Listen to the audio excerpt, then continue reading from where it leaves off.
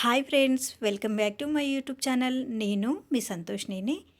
రమా సహిత సత్యనారాయణ స్వామి వ్రతంలో భగవంతుని అనుగ్రహంతో కట్టెలన్నీ గంధపు చెక్కలుగా మారాయి. ఇది ద్వితీయోధ్యాయం. ఇప్పుడు ద్వితీయోధ్యాయం ప్రారంభమవుతుంది. శ్రీ స్కాందాపురాణే రేవాకాండే రమా సత్యనారాయణ వ్రతకథాయాం ద్వితీయోధ్యాయ ప్రారంభః. అదాసక్త్యం ప్రవక్ష్యామి కృతం येन పురా ద్విజాత్ ఆసీత్ కాశీపురే రమ్యే ఆసీద్వీపోతి నిర్జనాః. భగవద్బంధులారా, పూర్వకాలం లోపల మొట్టమొదటిసారిగా వ్రతాన్ని ఆచరించారంటే కాపడ ఒక బ్రాహ్మణుడి వారు అతను అన్న వస్త్రములు లేక ఆకలిచే బాధపడుచుండసాగినట.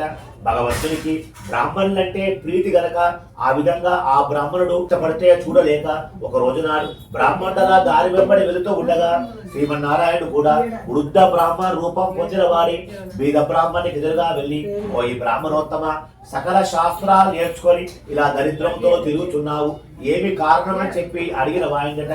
అంతా ఆ యొక్క పేద బ్రాహ్మణుడు, అవి స్వామి, సకల శాస్త్రాలు నేర్చుకొని దరిద్రంతో బాధపడుతున్నాను, కావున నా దరిద్రం తొలగిపోవడానికి ఒక ఉపాయం చెప్పండి వేడుకున్న వాయిందట. అంత శ్రీమన్నారాయణుడు ఆ వృద్ధ బ్రాహ్మణుడు, నాయన, కలియుగం లోపల సకల కష్టములు తొలగిపోవాలంటే చక్కని వ్రతం వలదు, అది శ్రీ రమా సత్యనారాయణ వ్రతం అని చెప్పి తెలియజెప్పిన వాయిందట. చెప్పి ఎలా చేయాలనో అన్ని విషయాలు చెప్పి అక్కడిని అదృష్టమైపోయిందట.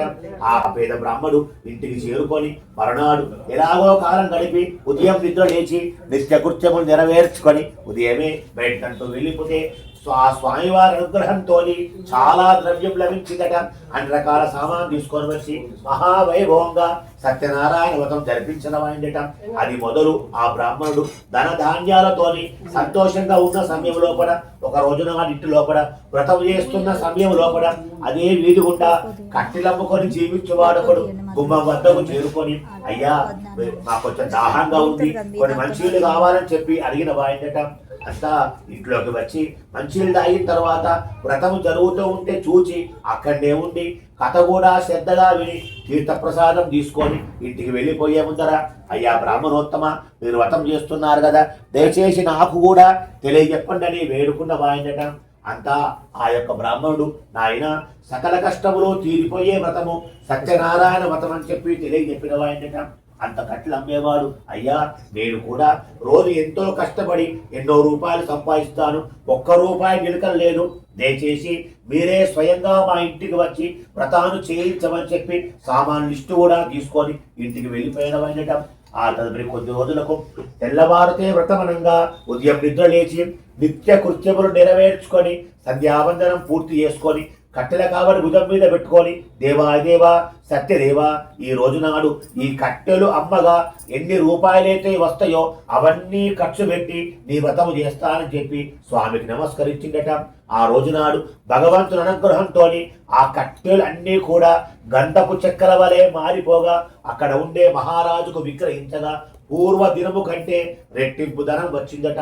సంతోషించిన వాడై బజారుకు వెళ్ళి అన్ని రకాల సామాన్ తీసుకొని వచ్చి మరనాడు సమయం లోపల తన భార్యాపుత్రులతో కలిసి ఆ బ్రాహ్మణితో సమక్షం లోపల మహావైభవంగా వ్రతం జరిపించిన వాయిందట.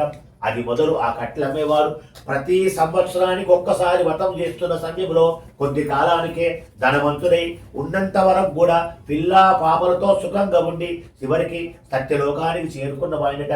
ఇది శ్రీ స్కాందాపురాణే రేవాకాండే సత్యనారాయణ వ్రతకథాయాం ద్వితీయోధ్యాయ సమాప్తః. శ్రీ రమా సత్యనారాయణ భగవానికి, శ్రీ రమా సత్యనారాయణ స్వామికి నారికేల ఫలం సమర్పయామి.